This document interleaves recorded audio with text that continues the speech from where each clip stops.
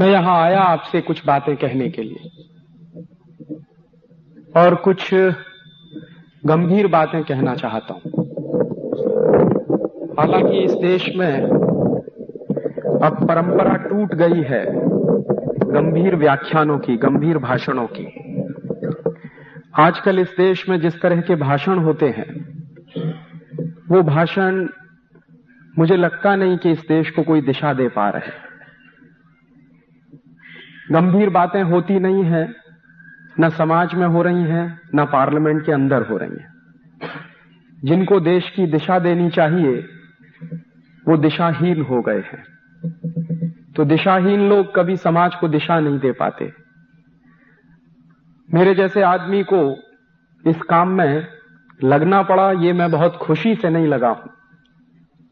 देश की परिस्थितियां, देश के हालात, बढ़ते हुए इस देश के ऊपर अंतर्राष्ट्रीय दबाव, बढ़ती हुई गुलामी, टूटता हुआ समाज, शक्तिहीन होता हुआ समाज, बढ़ती हुई गरीबी, बेरोजगारी, ये तमाम बड़े कारण हैं जिन्होंने मेरे जैसे नौजवान को बहुत अंदर से परेशान किया है।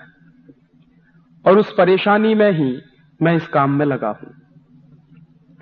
मेरे सोचने का ढंग थोड़ा फर्क है।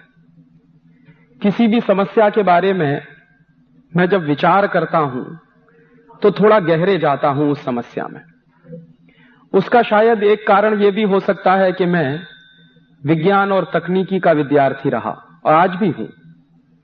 तो विज्ञान और तकनीकी का विद्यार्थी होने के नाते किसी भी समस्या की समाधान तलाशने के लिए उसके जब तक हिस्टोरिकल एस्पेक्ट को समझ नहीं लेता तब तक मुझे वो समस्या समझ में नहीं आती। इस देश में वर्तमान में जो परेशानियां हैं उन परेशानियों को भी मैंने वैसे ही समझने की कोशिश की है। और इस देश की परेशानियों को समझने के लिए पिछले कुछ वर्षों में मैंने लगभग 20,000 से ज्यादा दस्तावेज इकट्ठे किए हैं। ये जो डॉक्यूमेंट्स मैंने इकट्ठे किए हैं ये इंडिया ऑफिस लाइब्रेरी के डॉक्यूमेंट्स हैं, लंदन के, ब्रिटिश हाउस ऑफ कॉमन्स की लाइब्रेरी के डॉक्यूमेंट्स हैं, दुनिया के तमाम दूसरे देशों की लाइब्रेरीज और आर्काइव्स से निकाले गए डॉक्यूमेंट्स हैं। कुछ डॉक्यूमेंट हिंदुस्तान की आर्काइव्स से निकाले हैं मैंने, और उनके आधार पर जो मेरी समझ बनी है वही आपसे शेयर करने आया हूं।